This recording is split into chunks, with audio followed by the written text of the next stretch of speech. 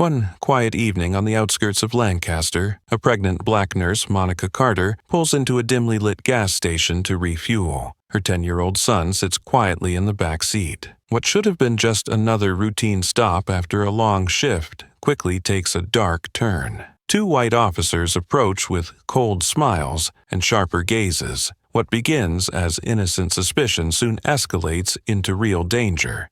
But just as the situation teeters out of control, a pair of headlights slices through the night. And when her brother steps out of the car, the officers will regret choosing the wrong family to harass. Drizzle taps gently on the windshield of the silver Honda Accord, each drop a soft, rhythmic sound, lulling the suburban city to sleep. But for Monica Carter, tonight is far from peaceful. The clock reads just after 9:30 p.m. She has just finished a 12-hour shift in the River Valley ER, where acute wounds never stop and life and death are separated by mere heartbeats. Monica pulls into gas station number 6, south of Route 43, an old rusty station with a leaky canopy and flickering fluorescent lights casting yellow pools of light on the wet pavement. As she shuts off the engine, the hum fades, leaving a strange silence, an unnatural quiet that feels more like emptiness, as if the very air is holding its breath, waiting for something wrong. She sighs, placing a hand on her growing belly where her daughter is developing inch by inch. The 6th month is slowing her movements, but Monica doesn't complain. Being a mother for the 2nd time, this time alone, is a journey of resilience and solitude, but it also strengthens her every time she feels on the brink of breaking. In the car, Elijah sits in the back seat, legs curled up, eyes fixed on his tablet screen. He's practicing his spelling, mouthing each word as he writes, still holding his inhaler close by. Elijah has struggled with asthma since childhood, and the crisp early winter air isn't kind to a black boy living in a damp climate like Lancaster. Monica knows this. She keeps a close watch on every cough, every labored breath, every small sound from her son. Mommy's just going to grab a bottle of water. 2 minutes, okay? Monica taps lightly on the backseat window, her eyes soft but weary. Elijah looks up, pulling his mask down slightly. I'm fine. I'm practicing for my spelling test tomorrow. Monica smiles, a soft smile, the kind only mothers working night shifts can understand, the kind that persists when the body is weary but the heart keeps going for someone else. Good job. Don't forget to lock the door. I'll be right back. She opens the door, stepping out slowly, feeling her feet and back ache with every movement. Her navy scrubs dampen from the persistent drizzle, the fabric sticking lightly to her belly, revealing the curve of the baby growing inside her. The badge on her chest sparkles in the light, Monica Carter, RN. As she inserts the gas nozzle, a cold breeze brushes her skin, making her shiver. A strange scent wafts by, not the smell of gasoline, not the musty scent of concrete, but something that chills her spine, something instinctual, a scent of danger no mother, no black woman, no healthcare worker who's witnessed too much injustice could mistake. She looks around. The station is eerily still. No attendant. The convenience store is dark. No one in sight, no cameras. Just the flickering neon light at the corner of the canopy and the sound of the rain dripping as if counting down. Her stomach tightens with each breath, as if the baby inside her senses something is amiss. Then, from the left corner of the lot, headlights gently illuminate the space. Slowly, quietly, a patrol car that must have been parked there for some time, silent as a shadow. And now, 2 pairs of eyes from inside the car are fixed on her every move. Monica knows that look all too well. She's cared for patients with bruises from batons. She's heard the stories from pregnant black women handcuffed for looking suspicious. And now she knows. Something terrible is about to begin. And in the moment, Monica leaned over to check the gas pump. The breath fogging up the windshield behind her wasn't just from the cool weather. It came from a pair of cold eyes, watching, assessing, and calculating. Less than 20 paces away, a Lancaster Police Department Crown Victoria patrol car sat by the tire inflation area, its engine still humming softly in the dark, as if it had never turned off since it first arrived. Inside the car, the glow from the radio screen reflected on two contrasting faces, both frightening in their own right. Sergeant Rick Holloway, sitting in the driver's seat, was a man in his 40s with sunburned, mottled skin, signs of someone who had spent too much time under the sun, caring only about power in his uniform. His square jaw, clenched even when not speaking, and his eyes, never staying on the person's face but always scanning the stomach, pockets, and waistband, suggested that everyone carried a potential threat. Holloway had been reported internally twice for excessive interaction with female suspects, but never disciplined. He knew the law, and he knew how to bend it. Beside him was Officer Travis Doyle, younger, leaner, with a quietly menacing demeanor that was hard to pinpoint. His hair was cut close like a Marine's, his high cheekbones and hollow eyes constantly narrowed as if perpetually sleep-deprived, but in reality morally bankrupt. Doyle had a habit of cracking his knuckles every few minutes, as if his hands itched to strike something. In his 3 years on the force, he had been filmed by locals dragging a black teen across the parking lot in handcuffs, but justified it by claiming the suspect resisted. The review board had insufficient evidence to charge him. They had been parked there for over 10 minutes. No alarm, no clear patrol reason. They just sat, watching. And then, like predators stalking their prey in the dark, they saw Monica step out of the car. "Look at that," Doyle said, lifting his paper coffee cup to his lips, blowing lightly on it before speaking in a flat tone. "Black woman, pregnant, new Accord, aftermarket rims, and she's wearing scrubs." Holloway didn't respond right away. He glanced through the rearview mirror, his finger tapping lightly on the steering wheel, marking time to an old rhythm of control and contempt. Finally, he sneered, a twisted, venomous smile forming on his face. "That's not her car. Probably some boyfriend's, or stolen. Looks familiar, though. Want to go ask her?" Doyle smirked, as if this were some sort of nighttime hunting game. "Yeah, but slow," Holloway replied, rolling down the window and letting the light rain slap half of his face. "Let's walk. No need to rush. We've got all night." They stepped out of the car. No lights, no radio chatter, no mention of any suspicious activity. No need. They believed that here, in this desolate area, with no cameras and no witnesses, power belonged to them. Their footsteps echoed faintly on the wet concrete. The sound of Holloway's boots striking the pavement reverberated through the mist. The sharp, dry sound like an unspoken announcement. "We've arrived." Monica heard the noise. She looked up and saw the two figures walking toward her, both in uniform but carrying no protection in their demeanor. Her expression shifted. No longer weary but prepared, as though she had been in situations like this before.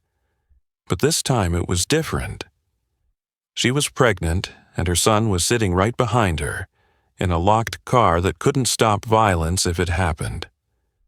She placed a hand on her belly reflexively, then met their gaze as they stopped in front of her. "Good evening, ma'am." Holloway spoke first, his voice anything but friendly, scraping through the misty night air.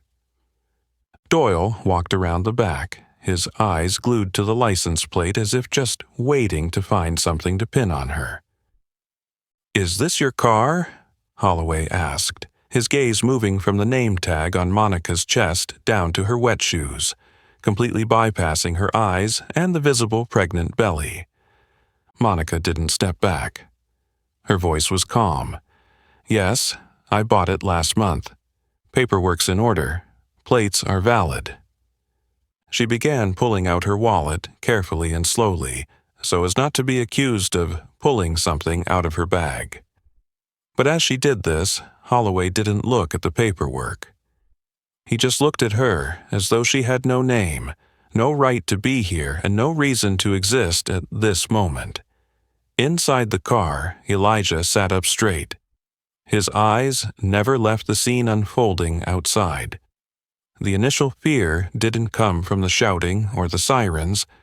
It came from the way his mother stood so stiffly, so tense, speaking in a voice slower than usual. Outside, in the continuing light drizzle, as if nature itself couldn't interfere with this moment, the two men stood there, as if nothing had begun, but also as if everything had already been planned. The moment Monica reached for her wallet, moving slowly and cautiously as if any quicker motion might be deemed a threat, Doyle sneered from behind the car. "Look at that. Black woman, new Accord, aftermarket rims. She doesn't look like the owner." Monica heard it. The words weren't disguised. They weren't muttered. They were spoken loudly enough to pierce through the thin rain, enough for the pregnant woman standing before the officers to hear, and enough for Elijah in the car to look up, his hand dropping the pen he had been holding. Holloway glanced at his partner, then let out a short, mocking laugh. "Go check it out." He emphasized the word check in a drawn-out tone, as if talking about a wild animal needing to be muzzled, not a pregnant citizen who had just finished a shift at the city hospital. Both officers began to move closer, not hurriedly, not noisily, but with a calm arrogance, the stride of those who know that, in a place with no cameras and no witnesses, they are the law. Monica had encountered this type before, not in the hospital, but during random traffic stops, in the contemptuous glares at bank counters, in the questions like, "What kind of job do you have that you drive a car like this?" But this time, it was different. This time, she was pregnant. This time, her son was watching every word, every gesture, every glance. "Do you live around here?" Holloway asked, his voice trying to sound friendly, but his gaze drifting over her belly as if the presence of her child were an added crime. Monica answered evenly, neither cold nor soft. "I live at 418 Jefferson Street. I work at River Valley, night shift." Doyle circled to the other side of the car. Elijah turned his head to watch, sitting up straight in his seat but keeping his mask on, covering half his face. He quickly tucked his phone under his jacket, pressing the record button, silently marking the time, 9:38 p.m. "Whose name is this car registered under?" Holloway asked next, not waiting for a response but starting to tap his fingers on the hood of the car, creating a series of annoying tapping sounds like an interrogation. Monica pulled out her paperwork, clearly showing her name on the registration. Monica Elise Carter. But Holloway didn't bother to look closely. He took the paper, skimmed it once as if just going through the motions, then flipped it over, as if hoping to find something wrong. "You know," he said, "this car doesn't really fit you." "Because I'm pregnant?" Monica asked, her voice starting to soften. But not from fear, from fatigue. "Because you're a nurse, working the night shift, and still afford a new car," he replied, the corner of his mouth curling up with unmistakable envy and bigotry. This wasn't the first time Monica had heard that, and she knew it wasn't just about the car. It was an accusation disguised as an interrogation. That a pregnant black woman living in a middle-class neighborhood, driving a new car, wearing medical scrubs, was suspicious. Doyle, meanwhile, was still staring at Elijah through the rear window.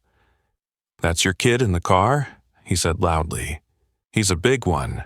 10 years old, looks like 14. Elijah stayed silent. Monica nodded, maintaining her stance. His name's Elijah. 10 years old, he's studying. At this hour, out here, Doyle scoffed, his eyes flashing with some strange excitement. You think this is a safe place for your kid? Monica felt her hand tighten around the gas nozzle. Not out of fear, but out of anger. She had the right to park her car, the right to be pregnant, the right to be a nurse, the right to be a mother. And she didn't need anyone's permission to be left alone at a gas station at 9:30 p.m. Is there something wrong with me taking my son home after work? She asked, her gaze locking with Holloway's. Nothing wrong, he replied, then bent down again as if looking for a scratch on the surface of the car. Just a little unusual. Unusual, that's the term they use to mask their racism. And inside the Accord, Elijah was quietly recording it all, his hand trembling slightly, but his eyes wide open, watching. Because he knew this wasn't normal anymore. Monica tightened her grip on the gas nozzle, trying to keep her voice steady, as she always had when calming down panicked patients. Good evening, officers, she said, her expression calm to the point of neutrality. Is something wrong? But Sergeant Holloway's gaze didn't meet hers. Instead, he looked past her, scanning her visibly pregnant belly under the damp scrubs, then down to her soaked Converse shoes, then to the car's license plate. Each glance was like a step in a logic problem of prejudice he had already figured out long before stepping out of the patrol car. Is this your car? He asked, his voice dry, not to inquire but to confirm a suspicion he had made up in his mind before ever leaving the car. Yes, Monica replied, slowly pulling her wallet from her coat pocket. Her movements were deliberate and clear, as if any faster motion could be interpreted as threatening. She took out the car registration, insurance, driver's license, and her nurse's ID with the River Valley Hospital badge.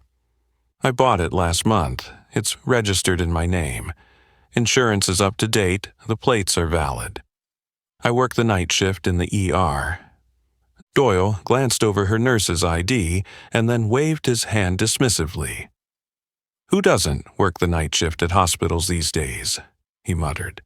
Hospitals hire all sorts of people now. Holloway took the stack of papers but didn't open them.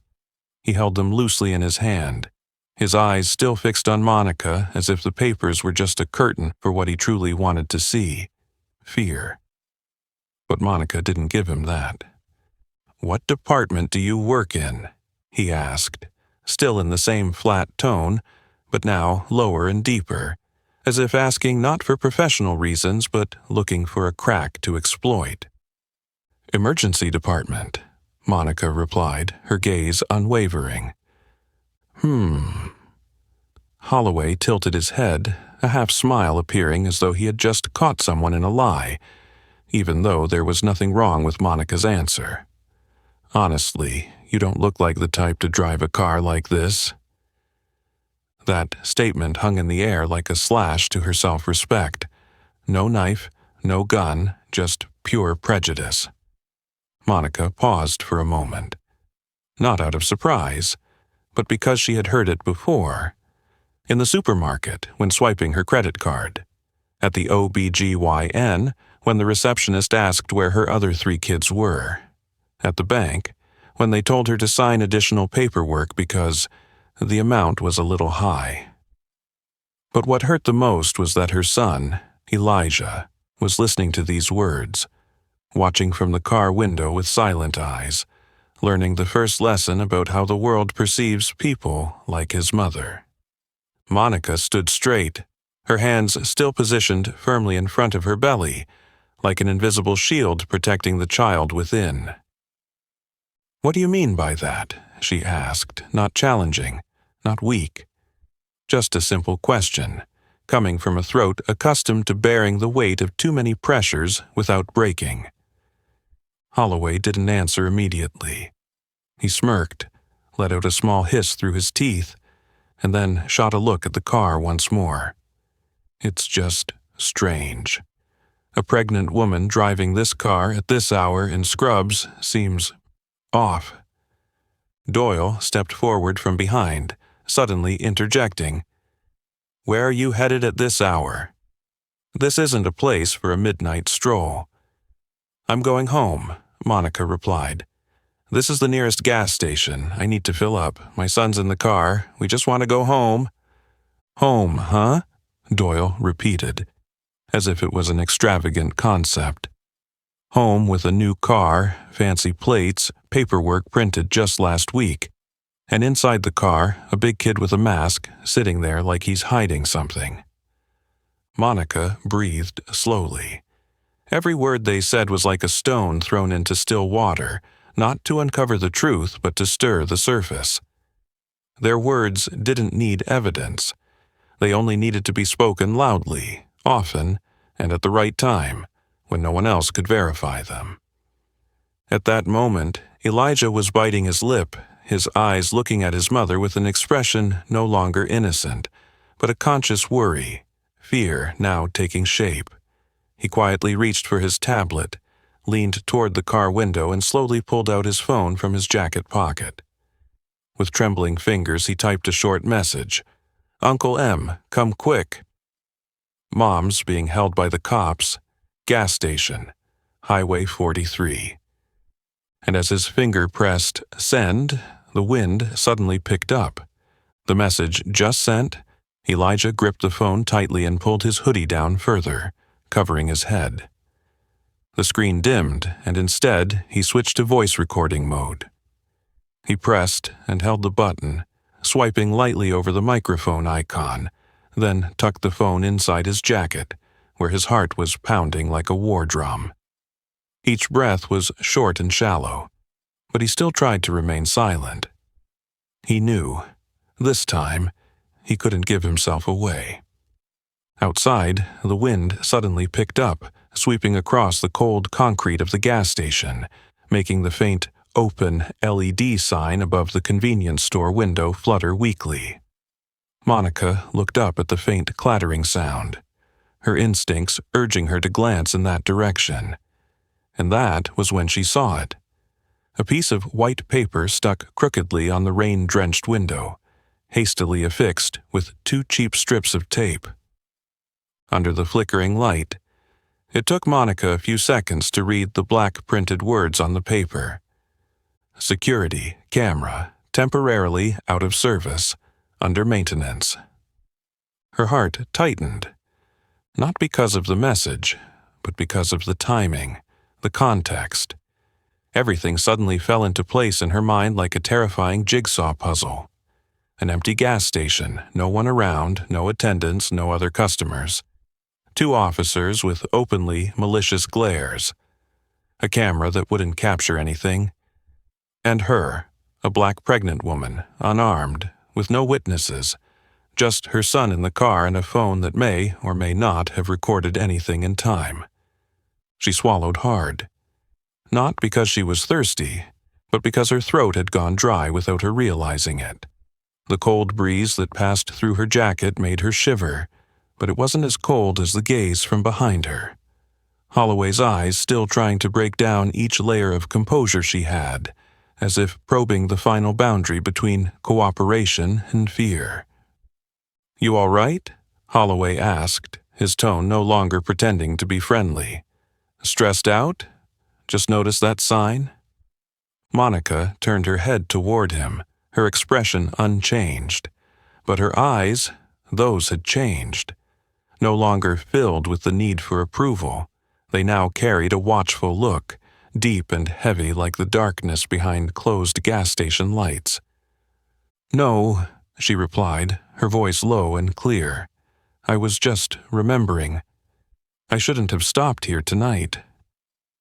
Holloway chuckled dryly, a sound with no humor, echoing in the empty space like metal scraping against glass. Doyle had returned, and now stood behind Monica, his arms crossed, his fingers rhythmically tapping on his own arm, as if counting the seconds, waiting for something to happen. "Here's the deal," Doyle said, his voice light but carrying an undercurrent of absolute control. "We got a report, a silver Accord, plates almost identical to yours, involved in a violation, just a quick check." Monica knew that was an excuse. They hadn't even properly looked at the plate she had handed them. The registration was still in their hands like a useless piece of paper. This wasn't a check. This was a targeted hunt. "I've provided all my documents," she said, her voice even, trying to keep calm. "If you need further verification, I'm happy to cooperate. But I want to keep a safe distance. I'm pregnant. My son is in the car. I need him to be at peace." "Your son, huh?" Doyle slowly turned and looked through the window. "That kid looks a little old for his age. You people like to claim lower ages for benefits, don't you?" Monica narrowed her eyes. "What are you talking about?" "Nothing," Holloway interjected, "just observing. Besides, at this hour, your kid's out here, in this area, late at night, not in school. Pretty unusual, don't you think?" "We just left the hospital. I finished my night shift," Monica replied, her teeth clenched lightly, her hand gripping the gas nozzle tighter. "I haven't broken any laws." Doyle took a step forward. "Not breaking the law doesn't mean you're not suspicious." He said it like a declaration, a confession, unapologetic about how they saw the world. For them, Monica's skin color was reason enough to act. Nothing more was needed. Inside the car, Elijah was starting to feel short of breath. He didn't know if it was the asthma coming on or if the air around him had thickened like glue. He gripped his inhaler, not pressing it yet, but holding it tightly in his hand, like the only weapon he had in the middle of a conflict where he was just caught in between. He lowered himself slightly, adjusting the position of the phone inside his jacket. The red light of the recording function was still blinking steadily. He whispered almost inaudibly, "Mom's in danger. Police, patrol car, Highway 43 gas station." He repeated it a few times, just enough for the sound to get into the microphone. He didn't know if it would help, but he knew he had to do something. Outside, Monica glanced from Doyle to Holloway, then quickly looked toward the white paper stuck to the store's window. The paper fluttered in the wind, its edges almost peeling off the glass, like a fragile warning that everything was about to spiral out of control. "You still haven't returned my documents," she said, for the first time, her voice shaking slightly. Not from fear, but from anger. "We're not done yet," Holloway said, then took a step closer, so close Monica could smell the old coffee and cigarette smoke soaked into his jacket. "You know how many times we hear things like you? I'm a nurse, I'm just working, I just want to go home. The problem is, do you think working means you can't be a criminal?" Monica stepped back half a step, not out of fear, but because her stomach had tightened slightly. A wave of tension spread from her lower back up to her hips. She knew the feeling. It wasn't labor pains, but it was a warning sign that her body wasn't okay, and the pressure of the situation was enough to affect her baby. "I want my papers back, and I won't answer anything more without clear legal cause," she said slowly but firmly. Holloway didn't answer. He grabbed the stack of papers and suddenly threw them down onto the wet concrete. The registration, the insurance card, even the nurse's ID flew up into the air, landing in a puddle of oil by Monica's tire. "Pick it up if you still want to keep it," he said, a cold smile on his lips. "Otherwise, we can hold on to it for you." Monica bent down slowly, not taking her eyes off the two men standing there like talking shadows. When her hand touched the edge of the wet paper, she felt the cold seep from her fingertips into her bones. Not because of the weather, but because she knew the real storm was getting very close. As Monica bent down to pick up the papers from the oily puddle, Doyle's footsteps echoed behind her. The sound of his heels tapping on the wet concrete was like a countdown in a trial where the verdict had already been decided. He was circling to the back of the car, saying nothing, offering no explanation, and certainly not asking for permission. Just the way his hand rested on the rear window of the Honda Accord was enough for Monica to understand. The line between checking and trespassing was being erased inch by inch. Holloway didn't move much. He stood there, close enough that Monica could feel his breath in the air between them, a mixture of stale coffee, cheap cigarettes, and a habitual disdain. He lowered his head, not out of politeness but out of coercion, as if forcing her to look straight into his mouth as he spoke. "Is there anything in the car?" he asked, his voice dry. Monica lifted her face, her eyes no longer avoiding his, but now reflecting the look of a mother who knew that any answer she gave could be used to push her into danger. Yet she still maintained an extraordinary calm, even though her throat felt dry and her back ached from standing under the constant pressure for over 15 minutes. "Just my son," she said slowly, clearly. "He's doing his homework." That simple answer, which should have ended any suspicion, only made Doyle, now pressed up against the rear window, squint and smirk. "Is that so?" he said loudly, ensuring Monica could hear. "He's a big kid, 10 years old, doesn't look like 10. You sure he's your son?" Monica froze for a moment, not because of the question, but because of what lay behind it. The calculated insult, a deliberate attempt to provoke an emotional reaction, and then use that reaction as a reason to intervene. They didn't need a legal reason, they just needed an excuse. "Are you accusing me of kidnapping my own child?" she asked, her voice not raised, but heavy as lead.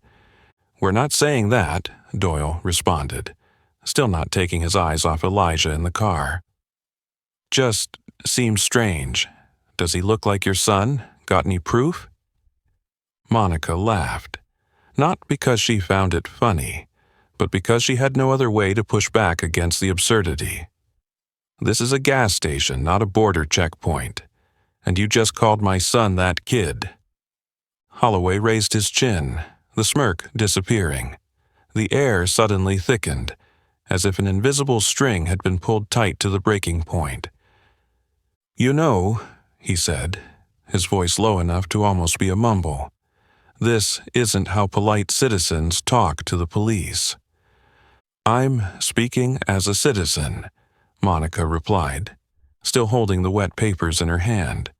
"Not rude, I just don't cower." At that moment, Holloway took another step forward. His hand snatched the papers from her.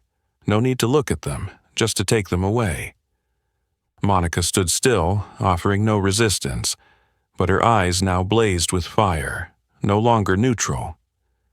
She knew that what she was holding wasn't just paperwork, but the dignity of a mother, and now it was being crushed under the heel of unchecked power. Inside the car, Elijah was trembling. He couldn't hear every word, but he saw everything. How his mother was surrounded, how the silver-haired man was getting red in the face with anger, how the other one leaned forward against the window like a bloodhound, sniffing for a scent.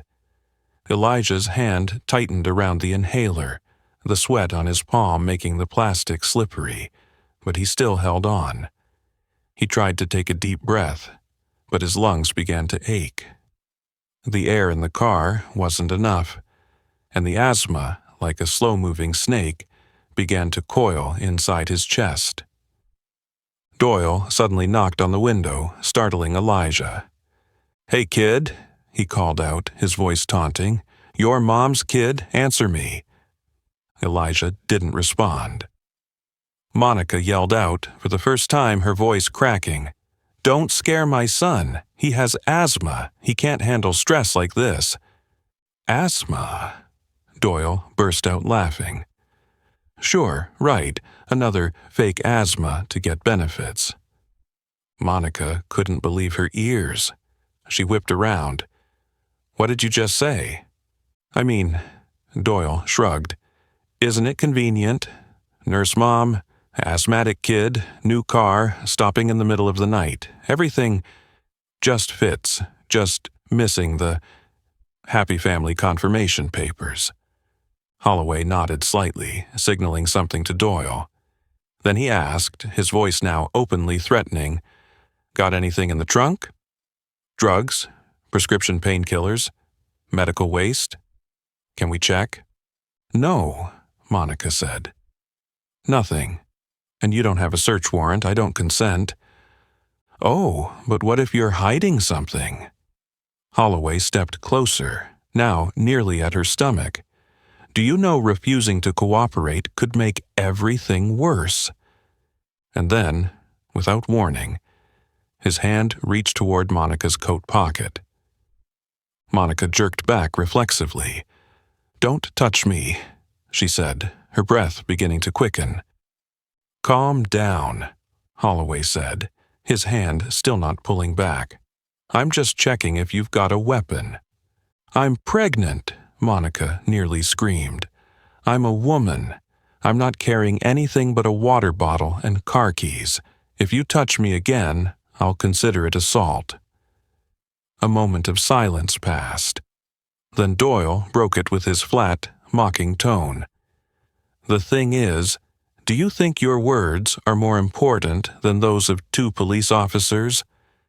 And in that instant, every boundary had been erased. Monica flinched slightly, not from fear, but from muscle strain. The muscles in her lower back tightened into painful bands, signaling that her body was reacting to the extreme pressure. But even as her stomach tightened and her breathing became heavy, she kept her voice steady, each word anchoring itself in the thin air of the night. "Give me back my papers." Holloway, with his usual twisted smile, didn't respond. He stared at Monica for a few seconds, as if assessing how much longer she would keep her composure, then suddenly threw all the papers onto the cold, wet concrete as if discarding trash. The nurse's ID slid across the oily ground, clearly displaying the words Monica Elise Carter, registered nurse, River Valley Medical Center, before stopping under the car. "Don't mess with the police," he muttered, his voice dry, like it was scraping through his teeth. "Is this how you raise your kids, where you live?" That sentence struck at a long history of insults and discrimination that Monica, though she had learned to endure, would never grow accustomed to. But she didn't respond. Not because she had nothing to say, but because something else had taken over her consciousness entirely, the faint yet haunting sound coming from the car, heavy breathing. Elijah. Monica whipped around. She looked through the window and saw her son sitting hunched over to one side, his hand clutching his chest. His mask had fallen below his chin, and his lips had turned a pale gray. Elijah's eyes were wide, blinking rapidly, as though he was trying to stay conscious in air that was rapidly becoming unbreathable. In an instant, Monica's entire world froze. "My son. He can't breathe," she whispered, not out of fear, but because her throat had tightened. "What?" Doyle asked, still standing at the back of the car. "He has asthma," Monica screamed. "I told you, he needs his inhaler now." Holloway glanced inside the car through the rear window, frowning. "He doesn't look like he's struggling to breathe. Kids are great at acting, especially when their mothers know how to make up stories." "Elijah!" Monica slammed her hand on the window.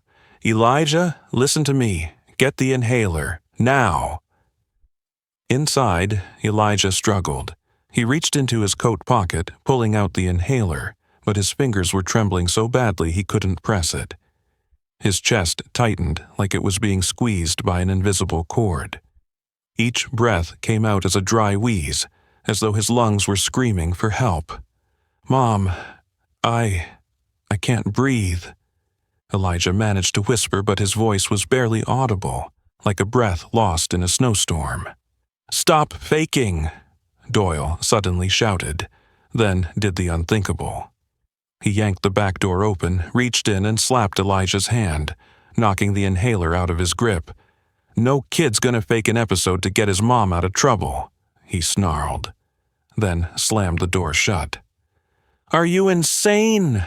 Monica screamed, losing her composure. She lunged, trying to open the back door. Holloway stopped her with one hand, his voice harsh. "Step back. You're resisting." "I'm not resisting," Monica yelled. "My son needs to breathe.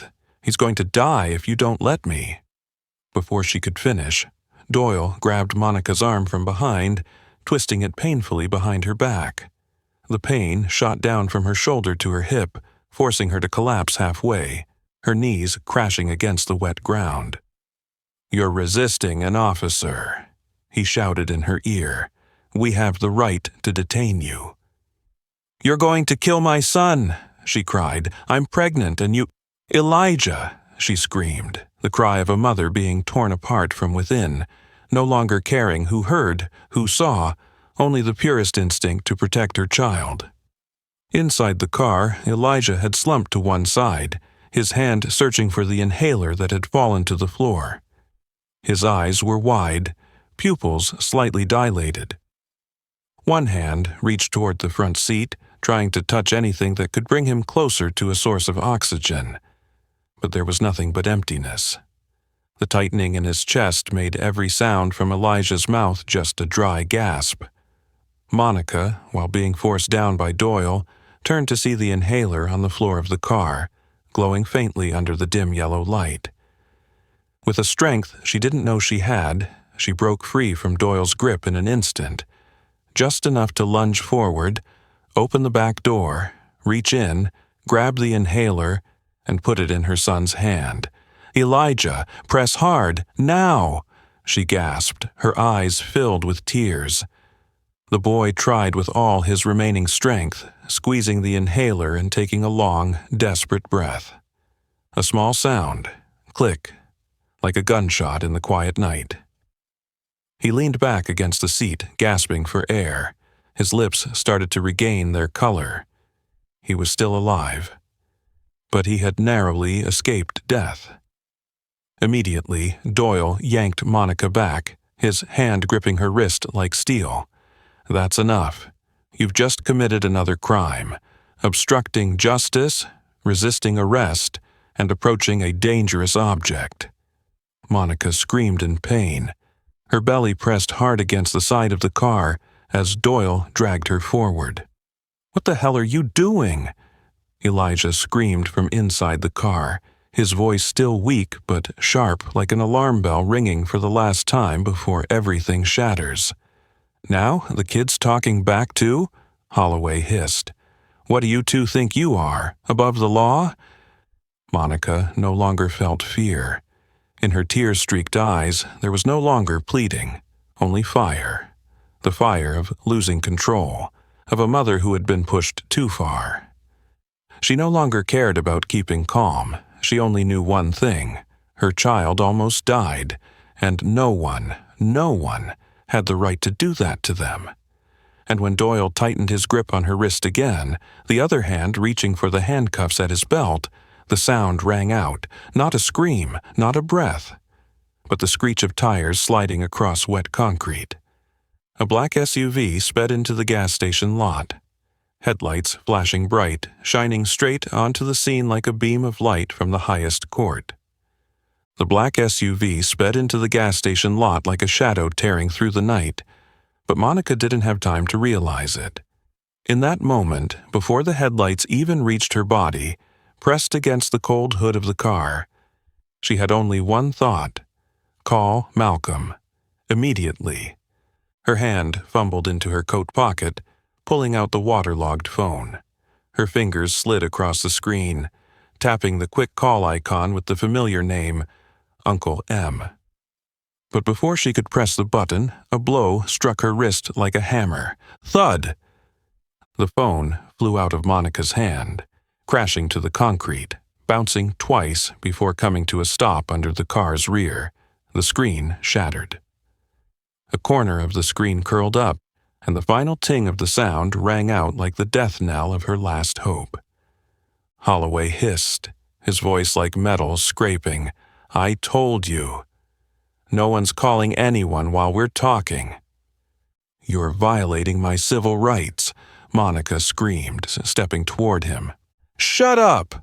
Holloway yelled, then shoved her hard into the car's body with both hands. Monica stumbled backward, her back slamming into the cold metal, and most importantly, her stomach was pressed between her body and the car. The baby inside her suddenly reacted, a sharp contraction tightening around her lower abdomen, making Monica cry out in pain. "Stop!" she screamed, clutching her belly instinctively, like a mother about to give birth. "I'm pregnant."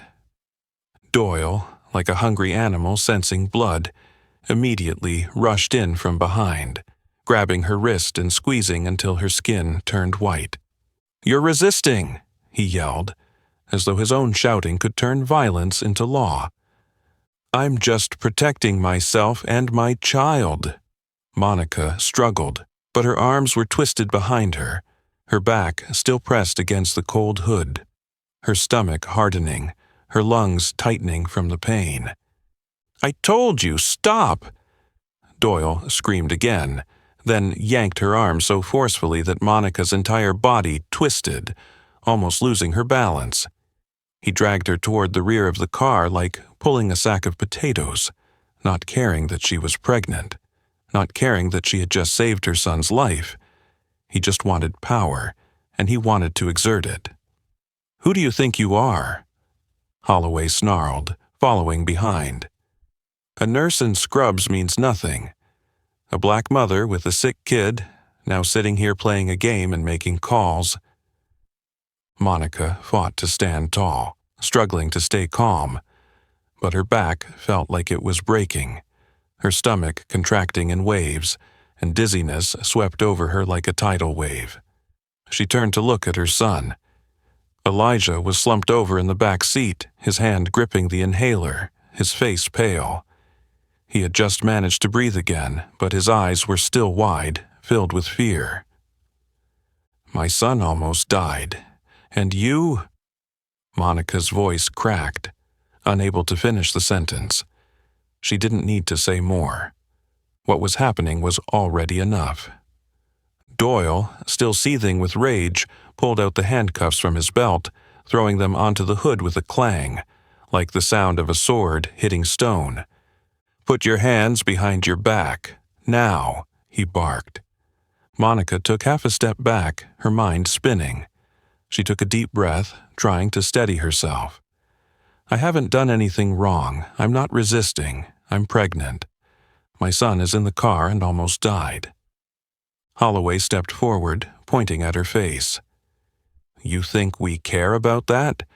You just broke free from my partner. You grabbed things out of his hands. You yelled in our faces. That's resisting." "No," Monica said, her voice cracking for the first time, not from fear, but from helplessness, because she knew this wasn't something new. It had been happening for centuries, from screams being silenced in the woods to desperate hands raised in front of gun barrels. And now it was repeating itself, on the body of a pregnant mother in a desolate gas station, under the hands of two men in uniform. Holloway lunged at her. Doyle raised the cuffs. And then, everything changed. From the far end of the parking lot, headlights blazed brightly, cutting through the darkness like the sun in the night. The sound of tires screeching on the wet pavement rang out like the bell of salvation. The black SUV skidded to a halt. sliding sideways across the lot, its headlights shining directly at Holloway and Doyle, as though a pair of stage lights were exposing their guilt in the middle of a real-life drama. Both officers froze for a moment. Doyle raised his hand to shield his eyes, taking a half-step back. Holloway turned toward the headlights, his hand moving to his belt, where his gun rested like an instinct. But he didn't pull it out. Something about the stance from the SUV made him hesitate. The car door opened. A pair of black leather shoes stepped out first. The man's face was still in shadow, but the dark gray suit, the long coat, the thin gloves on his hands, and the way he stood upright, all of it made the entire atmosphere around them freeze. Monica turned her head, still gasping for breath, her eyes blurred with tears, her belly contracting with every painful cramp.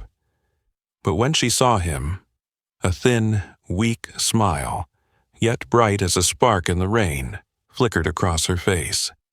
"Malcolm," she whispered.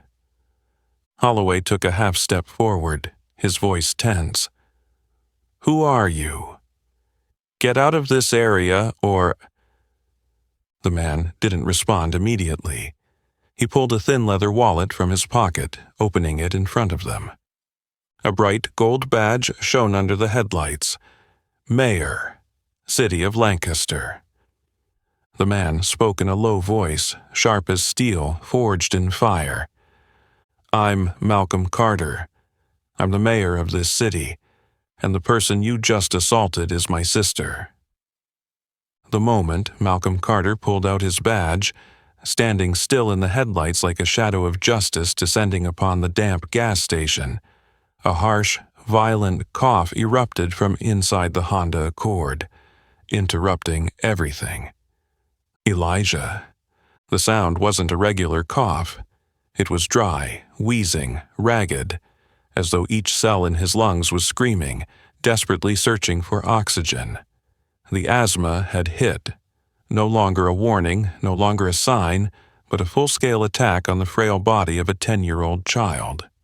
"My son!" Monica screamed, almost instinctively. "He has asthma. He needs his inhaler, now!" She turned, about to rush toward the car, but Doyle, still stunned by Malcolm's appearance, reacted with the panic of someone whose position was threatened.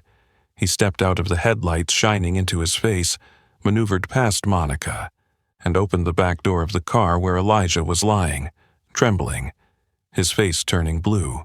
"Stop faking, kid," he yelled. "We're not stupid enough to fall for your act." Then, before anyone could stop him, Doyle swung his arm, slapping Elijah's wrist, knocking the inhaler from his hand, causing it to bounce off the car door and fall onto the floor mat, rolling into the dark space under the seat. Elijah let out a weak sound, barely audible, a hoarse, breathless moan, his eyes wide, mouth agape but unable to draw a full breath. His whole body contracted, his hands clenched, his lungs emptied. "Oh, God!" Monica screamed, losing all thought, all strategy. The motherly instinct exploded. She wrenched herself from Holloway's grip, lunging toward the open car door, diving into the back seat, reaching for the inhaler on the floor. "Elijah, take it, press it, now!" The boy, nearly out of strength, still managed to grab the inhaler with what little awareness was left. Monica supported his head, gripping his hand, positioning the inhaler, then pressing down firmly. Spray. A soft click. But to Monica, it was the sound of life. Elijah took a deep breath. His whole body jerked, then relaxed like a string being released. He leaned back against the seat, gasping for air, his eyes still wide but no longer struggling. His breathing began to return, fast, awkward, but real. "That kid sure can act," Doyle muttered, turning away with no remorse. "Did your mother teach you that trick?" "You just attacked my son," Monica screamed, clutching Elijah like a shield. her arms wrapped around her son's neck as her eyes fixed on the man standing just outside the car door. Holloway from behind yelled, "You just broke free from an officer's grip. You're under arrest. You're resisting." Monica didn't hear any more. Her ears rang with the sound of Elijah's labored breaths, her own heartbeat thudding like thunder in her chest, and the brutal truth that if she hadn't acted in those last 2 seconds, her son could have died. Doyle yanked her arm again, this time so forcefully that it twisted her wrist behind her back, making Monica cry out in pain. Her belly was twisted with her body, causing her to slump against the hood of the car. Elijah screamed, "Mom!" "He's resisting, Holloway," Doyle shouted. "Handcuff her." Holloway pulled out the cuffs, stepping forward. But before he could do anything, the headlights from the SUV shone directly into his face. And this time, the man standing in the light was no longer silent. Malcolm Carter's voice rang out, soft but carrying the authority of the law and the fury of blood. "Let go of my sister. Right now." The gas station fell silent. Doyle tightened his grip on Monica's arm one more time, but then, as if realizing something, he slowly released her. Monica fell against the car door, clutching her belly, shaking, but still wide-eyed, looking at Malcolm as if seeing a lighthouse after a storm. "Who the hell are you?" Holloway growled. Malcolm took another step forward. The heavy leather shoes slammed against the wet concrete with sharp, echoing steps, like a sword cleaving through the darkness. He raised the badge high. Malcolm Carter, Mayor of Lancaster. And the woman you just assaulted, while her son was having an asthma attack, is my sister. Doyle stepped back. Holloway froze. "We have the right to search." Holloway tried to speak.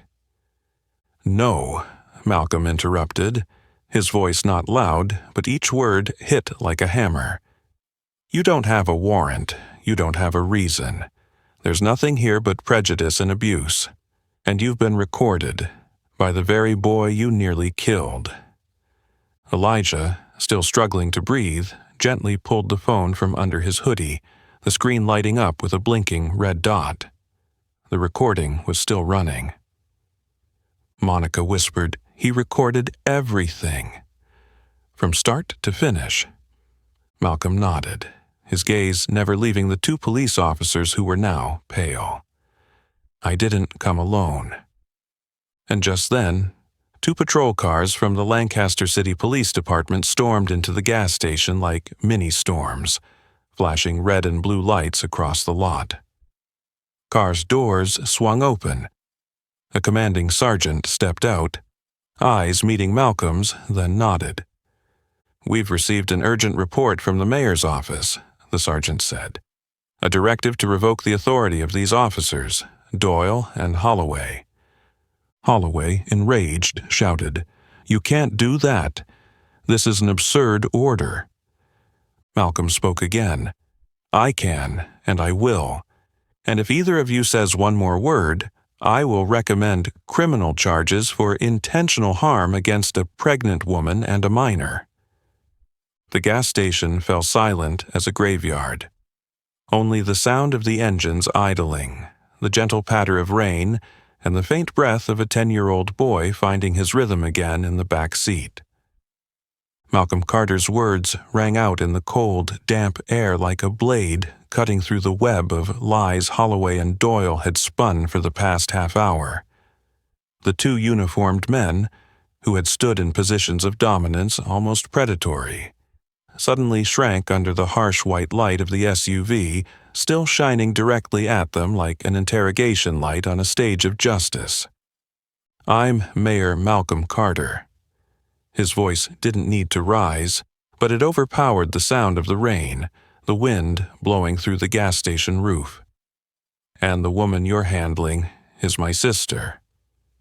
Holloway hesitated for a moment, his hand still loosely gripping the cold metal handcuff. Doyle, for an instant, no longer squinted. no longer had that look of hostility, replaced by vague confusion mixed with panic, an emotion that only surfaced when power was unexpectedly reversed. She resisted, Doyle stammered, his voice cracking like glass hitting the floor. She broke free from my grip, and the kid faked an asthma attack to— "Shut up," Malcolm interrupted, but didn't move closer. He remained a few steps away, standing in the headlights, as if deliberately maintaining a distance. Not because he feared, but because real power doesn't need to close the gap to threaten. "I stand here tonight not as a brother," Malcolm said, his hand still raised high, holding the gleaming badge in the palm of his hand. "I stand here as the leader of this city, and I just witnessed 2 police officers, without a warrant, without evidence, without reason, use violence against a pregnant woman, in front of her son, in a gas station with no cameras, and now you dare justify it by calling the boy an actor?"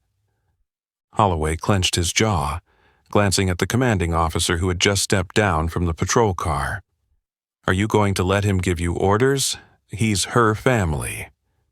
The commanding officer, Sergeant Darren Ellis, a solidly built man with brown skin, holding a radio still open, spoke slowly, just one sentence. "Mr. Carter is not only the mayor, he's also a board member of the State Police Oversight Committee, and I just received a direct call from the regional commander requesting the immediate suspension of weapons and duties for both officers involved in this unlawful use of force." The entire gas station fell silent. No one moved. "So, you really believe their act?" Doyle snapped, his voice twisted with the rising shame. "A pregnant woman, a kid having trouble breathing, and some false accusations are enough to knock us out of the job?" Malcolm stepped forward. This time, he let go of all formalities. His voice dropped, but was sharp as a razor. "It's not their act, it's mine. I'm standing here. I heard my sister scream because her son almost died. I saw you jerk the arm of a pregnant woman, twist her body, throw her papers to the ground, slap an inhaler out of a 10-year-old asthmatic's hand. And I also saw you, only after my headlights turned on, start to look scared." Elijah was still sitting in the car, his head leaning against the window. His face was still pale, but his breathing had steadied. His eyes were fixed ahead, where the man in the gray suit, the one he called Uncle M, stood like a wall between violence and justice.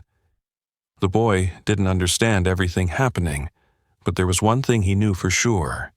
This was the first time all night that his mother wasn't surrounded anymore.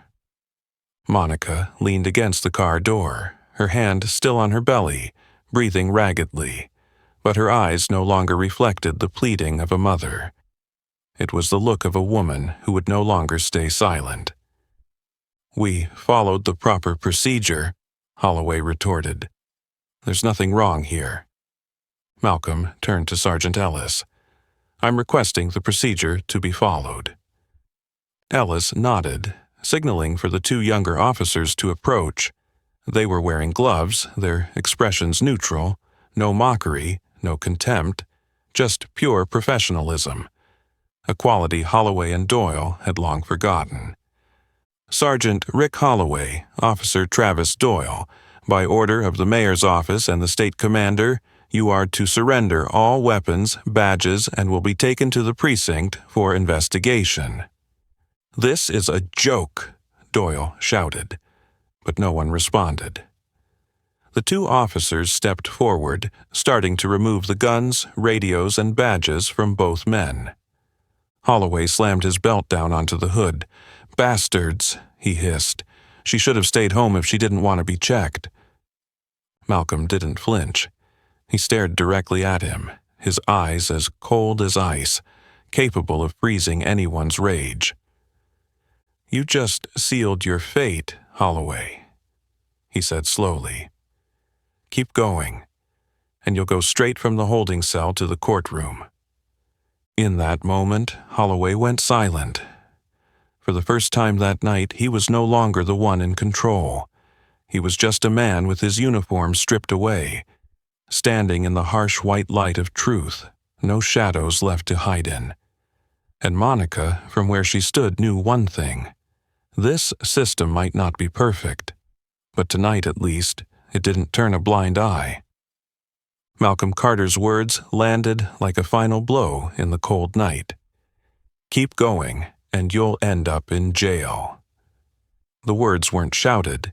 There were no pounding fists or extra threats, but they carried the weight of someone who was not only a mayor, but also a brother, a witness, a representative of uncompromising justice. For a few seconds, it felt like time stood still. The wind outside no longer howled. The rain wasn't heavy enough to drown out Monica's heavy breathing, the woman standing in the middle of the scene like a living witness. Her body tired from pregnancy, her shirt soaked, but her gaze unwavering, locked onto the two men who had almost taken her son's life just moments ago. Holloway looked at Malcolm, his face flushed with anger, but his hand no longer reached for his gun like before. His hand hung limp, shoulders slumped, and his eyes began to show the kind of confusion that those who live with power rarely recognize until it's too late. Doyle was different. He tried to regain his confidence like a wounded animal trying to intimidate one last time. "We have the right to detain anyone showing signs of resistance," he gritted. "She broke free from my hands. She charged into the car when told to stay still. And the kid, shut up, Doyle." Sergeant Darren Ellis, the commanding officer from the Central Police Department, spoke, his voice low but full of authority. "You knocked the inhaler out of a child having an asthma attack while his mother was being assaulted. That action wasn't just an abuse of power. It was intentionally putting a minor's life in danger." Malcolm took a step forward toward his sister. Amidst the flickering light from the patrol car, he leaned slightly, placing his hand on Monica's shoulder, a simple gesture, yet one with deep symbolism. "My sister is not alone." Monica didn't say anything, but the way she looked up at Malcolm, eyes blurred with tears, face streaked with rain, yet still holding her chin up, was enough to make the new police team understand that this wasn't the first time she had to face this system alone. But maybe, this time, she wouldn't have to do it alone. Malcolm turned back, his voice now slow but firm. "Sergeant Ellis, by my authority as mayor of Lancaster, I hereby order the immediate suspension of weapons, badges, and all operational equipment of officers Rick Holloway and Travis Doyle." Ellis nodded. "We've received the directive. Officers Lambert, Simmons, proceed with the equipment seizure." Two young officers stepped forward. No words, no mocking looks, just professionalism. And that was what confused Holloway the most. Having his own colleagues disarm him, like stripping the clothes off a traitor. "This is humiliating," he muttered, but no longer shouted. He wasn't the intimidating officer anymore. Now, he was just a middle-aged man, stripped of his armor, standing in the harsh white light of truth. No shadows to hide in. Doyle was more resistant. When the gun was removed from his belt, he snarled, "You'll regret this. I have friends in the city. This is an abuse of power." "And I have a recording," Monica replied, the first words she spoke in nearly 3 minutes. Her voice was hoarse but clear. She turned her head to the car, where Elijah was now sitting, eyes closed, head resting against the seat, but his phone still blinking with the red light of the recording function. "That boy recorded everything," Malcolm continued, his voice now not filled with anger but cold as the sword of justice being drawn.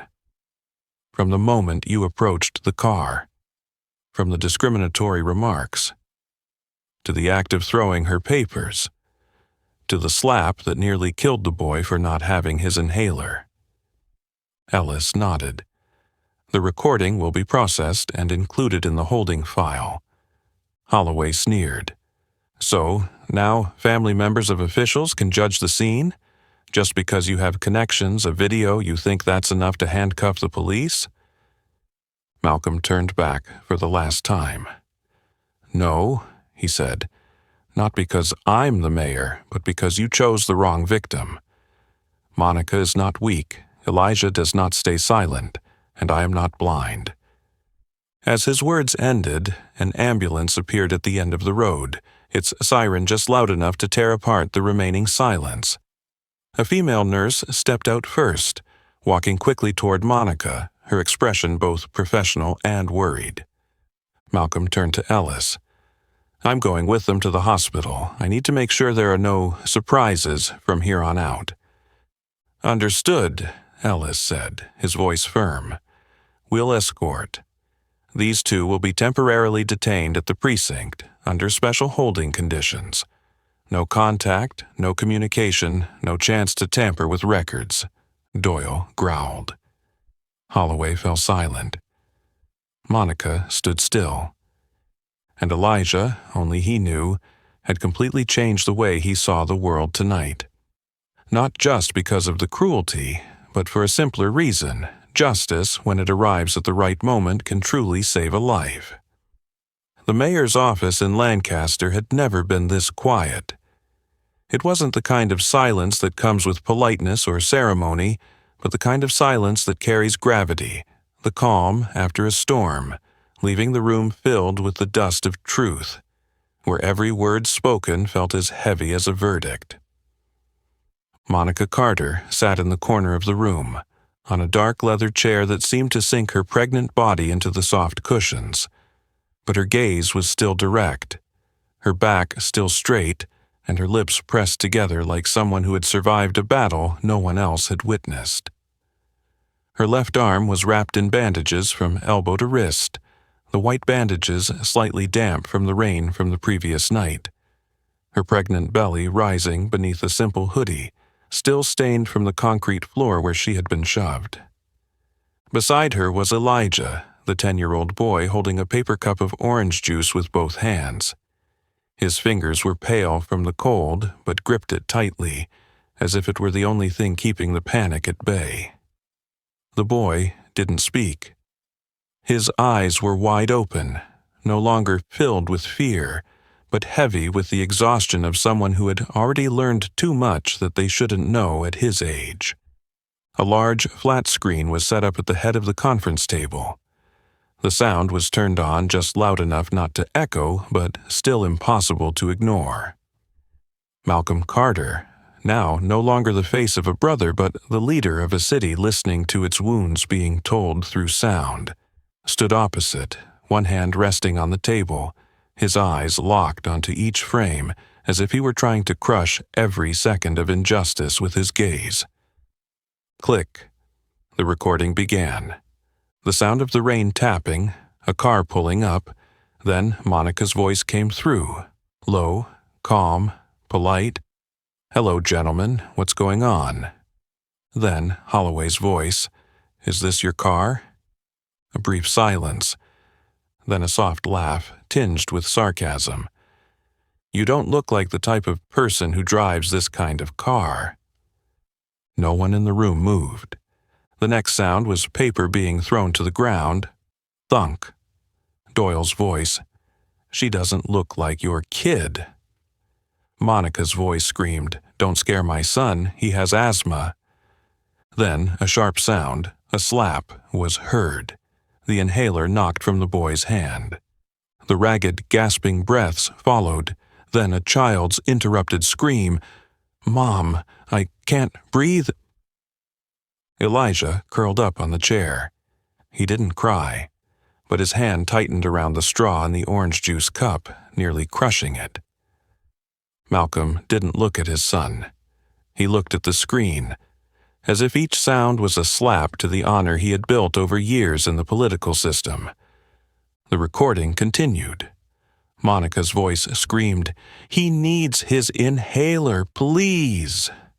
The sound of the car door opening. Someone's voice hissing, "He's faking it." Then came a scuffle, sound of a zipper, the hood of the car opening. And finally, Monica's almost primal scream, "Mom's here! Elijah, press it! Now!" Then came the breathing, repeating, gasping, spray, wheeze, then silence. Malcolm reached forward to stop the video. The room fell into complete silence. Monica leaned over, placing her hand on her son's shoulder. The gesture was gentle, as though afraid to startle Elijah, but also a silent thank you. "That child," a voice spoke from the far end of the table. It was the city's chief attorney, Teresa Kimball, who had watched the entire recording, "is not just a witness. He's the only one who kept evidence in a scene with no cameras, no outside witnesses, and was staged to be completely detrimental to his mother." The whole room now felt like an unofficial courtroom. No gavel, no jury, but everyone inside understood. The crime had been recorded, and no one could erase it anymore. Malcolm nodded. "We'll hold a press conference in 6 hours. No fluff, no flag backdrops, no prepared speeches, just the truth and accountability." Monica raised her head. "You plan to go public with this?" Malcolm looked at her, his eyes softening for the first time. "This is no longer just about you, Monica. Last night it became the story of the entire city, and you're not the only black woman who has been through this, but maybe you're the first one with the proof, and your son is the first one to record it." Teresa Kimball nodded in agreement.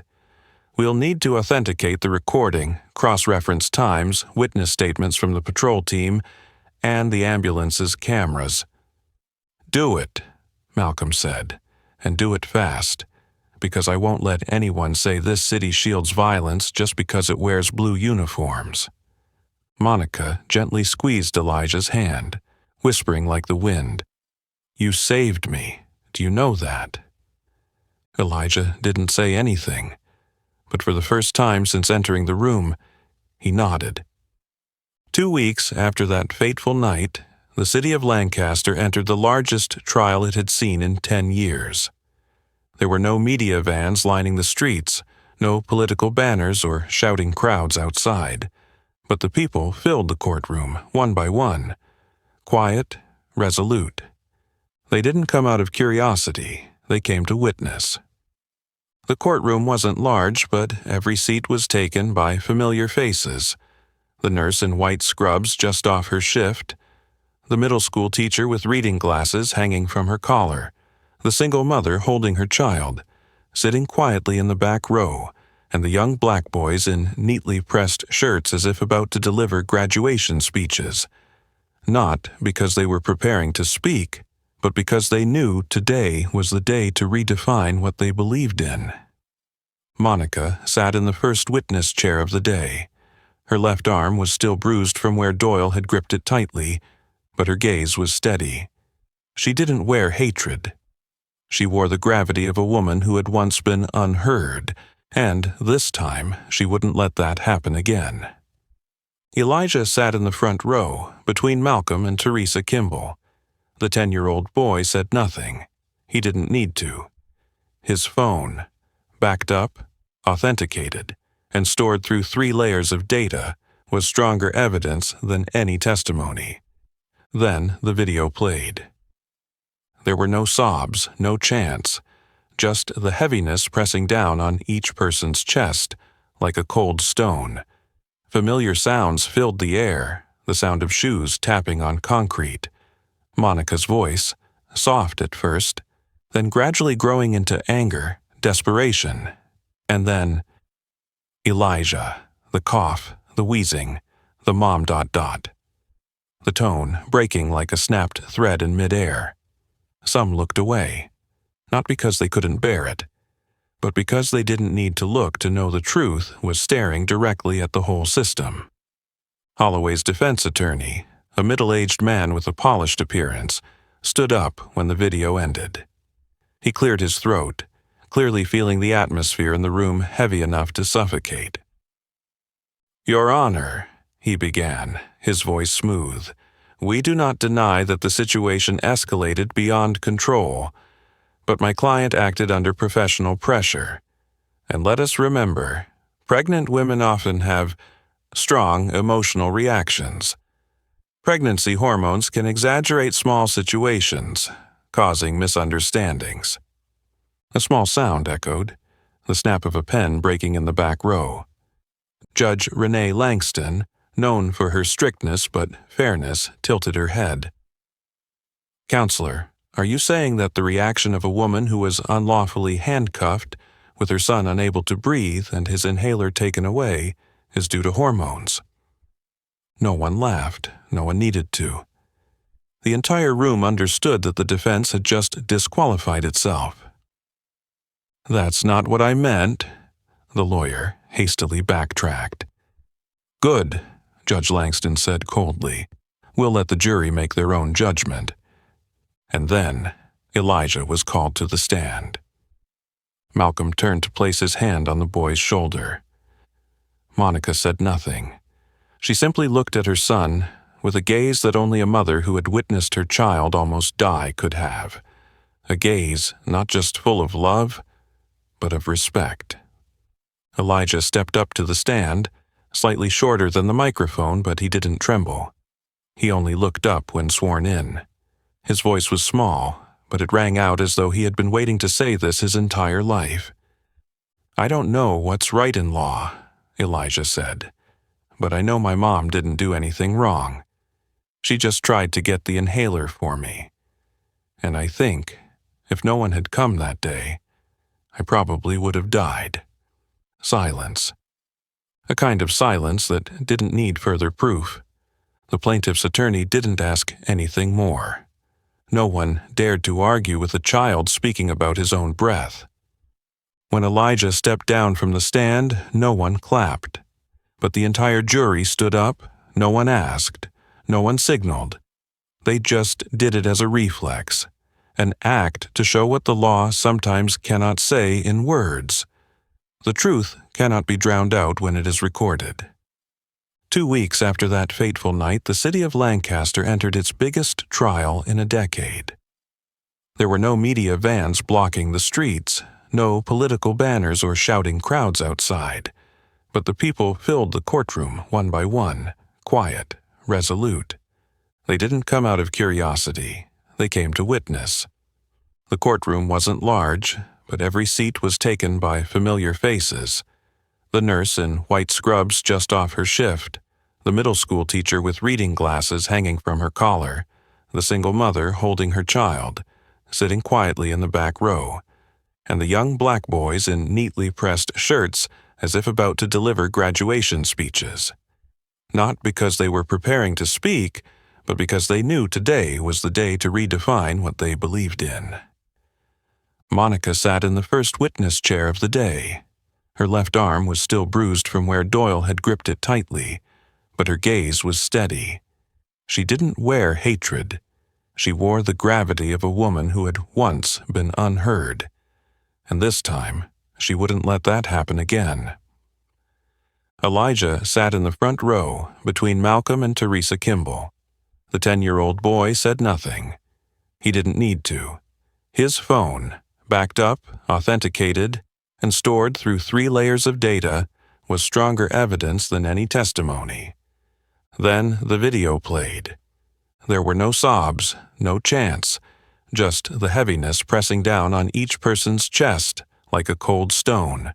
Familiar sounds filled the air, the sound of shoes tapping on concrete. Monica's voice, soft at first, then gradually growing into anger, desperation, and then Elijah. The cough, the wheezing, the mom ... the tone breaking like a snapped thread in midair. Some looked away, not because they couldn't bear it, but because they didn't need to look to know the truth was staring directly at the whole system. Holloway's defense attorney, a middle-aged man with a polished appearance, stood up when the video ended. He cleared his throat, clearly feeling the atmosphere in the room heavy enough to suffocate. "Your Honor," he began, his voice smooth, "we do not deny that the situation escalated beyond control. But my client acted under professional pressure. And let us remember, pregnant women often have strong emotional reactions. Pregnancy hormones can exaggerate small situations, causing misunderstandings." A small sound echoed, the snap of a pen breaking in the back row. Judge Renee Langston, known for her strictness but fairness, tilted her head. "Counselor, are you saying that the reaction of a woman who was unlawfully handcuffed, with her son unable to breathe and his inhaler taken away, is due to hormones?" No one laughed. No one needed to. The entire room understood that the defense had just disqualified itself. "That's not what I meant," the lawyer hastily backtracked. "Good," Judge Langston said coldly. "We'll let the jury make their own judgment." And then Elijah was called to the stand. Malcolm turned to place his hand on the boy's shoulder. Monica said nothing. She simply looked at her son with a gaze that only a mother who had witnessed her child almost die could have, a gaze not just full of love, but of respect. Elijah stepped up to the stand, slightly shorter than the microphone, but he didn't tremble. He only looked up when sworn in. His voice was small, but it rang out as though he had been waiting to say this his entire life.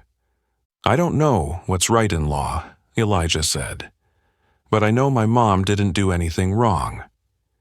She just tried to get the inhaler for me. And I think, if no one had come that day, I probably would have died." Silence. A kind of silence that didn't need further proof. The plaintiff's attorney didn't ask anything more. No one dared to argue with a child speaking about his own breath.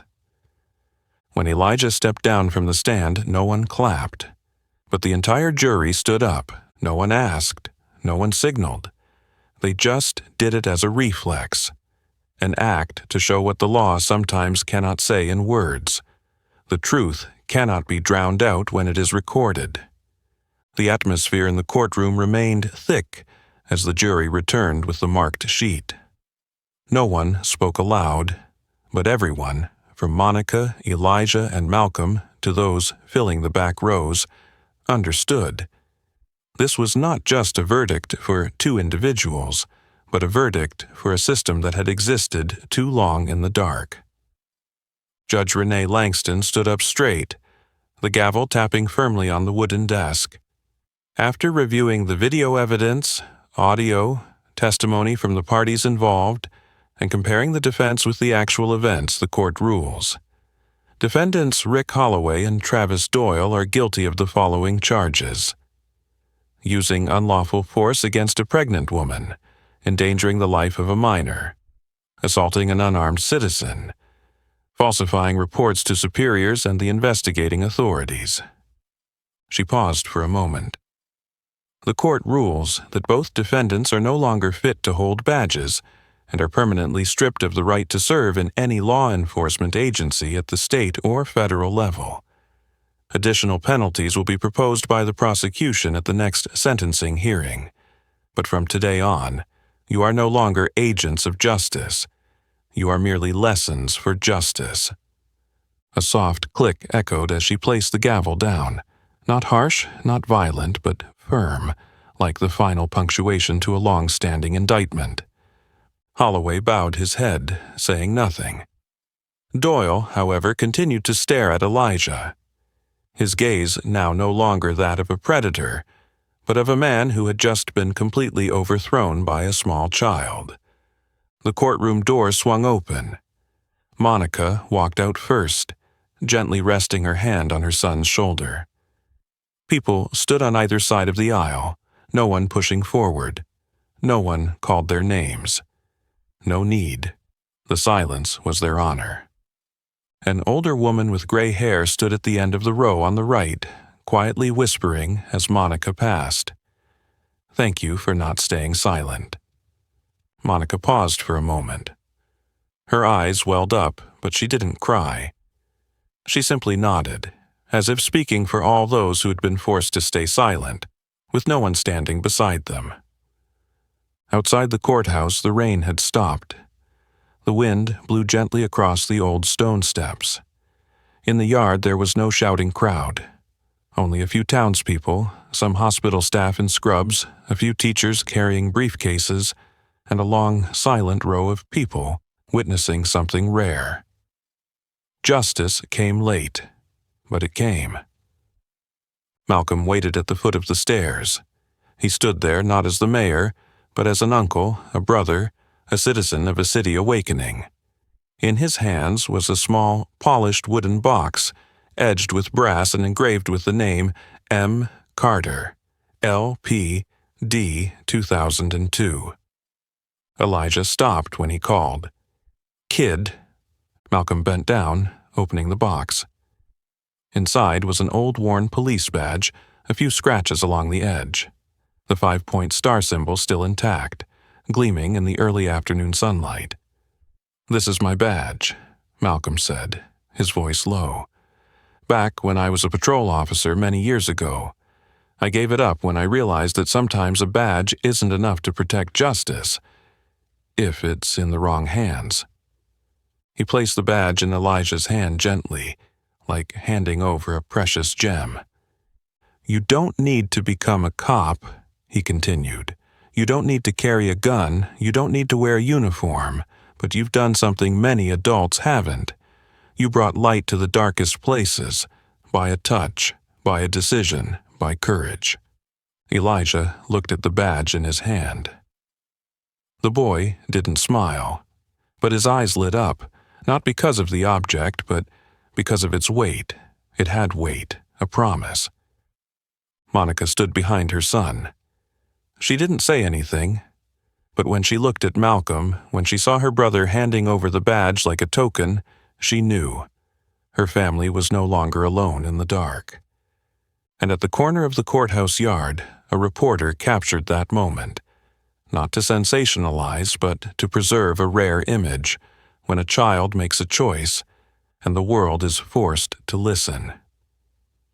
3 weeks after the trial, on a sunny morning at Lancaster City Hall, the City Council held a special session. There were no banners, no slogans calling for action. But inside the meeting room, the light streaming through the large windows served as proof that something had changed, quietly but profoundly. A new resolution, hastily written in the days following the incident, edited by a team of lawyers, activists, and Monica Carter herself, was put up for a vote. Its name, the Elijah Carter Act. The text was brief but sharp as steel. All law enforcement personnel within the Lancaster city limits are required to activate personal recording devices, body cams, in all interactions with civilians. Any deliberate attempt to turn off, tamper with, or fail to use the body cam will be considered obstruction of justice and prosecuted as a criminal act, with a minimum sentence of 6 months in prison. The vote was not tense. It was almost ceremonial.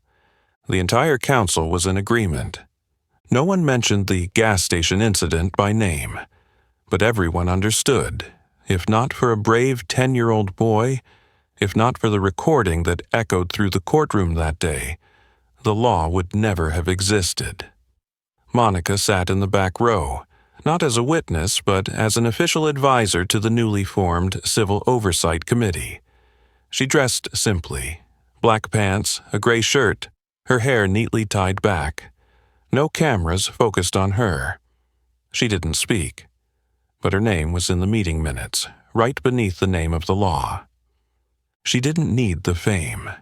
She only needed to know. Next time, if a child like Elijah is threatened, the truth will not be buried in the dark. At school, Elijah returned to class like any other student. But he was no longer the skinny boy sitting at the back of the class with his mask always covering his face. He was quieter now, but his eyes held the maturity of someone who had seen the harsh truth of the world and still chose to move forward. On the playground, a friend joked, "Hey, Elijah, you want to be a cop when you grow up? You could even be the captain." Elijah looked at his friend and smiled softly. "No," he said. "I want to be a doctor, but I won't forget."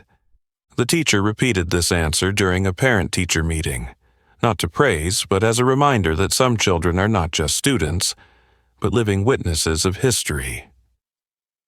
Monica returned to River Valley Hospital the following week.